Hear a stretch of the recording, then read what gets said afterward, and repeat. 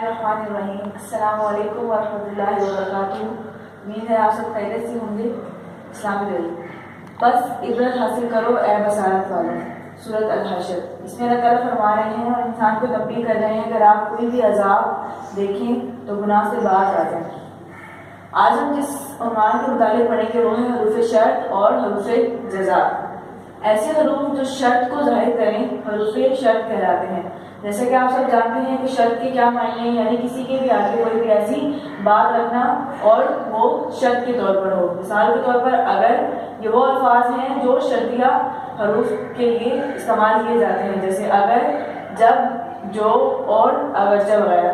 اور اسی کے متعلق ایک جملہ دیکھتے ہیں، اگر تم کام کرو گے، یعنی کام کرنے کے لیے شرط رکھ دی گئی ہے اگر تم کام کرو گے۔ اور اسی کے جواب میں دیکھیں گے حروف شرط کے بعد اب ہم حروف جزا سے آگاہی لیں گے، اور یہ دونوں حروف شرط اور حروف جزا ایک دوسرے سے تعلق رکھتے ہیں۔ ایسے حروف جو شرطیہ حروف کے جواب میں لکھے جائیں، جیسے کہ یہاں بتایا جا چکا ہے کہ حروف شرط کا اگر کوئی بھی ہم جملہ لکھیں گے اس کے جواب کے طور پر جو جملہ لکھا جائے گا اس جملے کو حروف جزا کہا جائے گا۔ مثال کے طور پر وہ حروف جو حروف جزا کے جملے کے لیے استعمال ہوتے ہیں، تو، اس لیے، لیکن، اور، مگر وغیرہ وہ حروف ہیں جو حروف جزا کے جملوں میں لکھے جاتے ہیں۔ اب جملے کی طرف آتے ہیں کہ تو کامیاب ہو جاؤ گے۔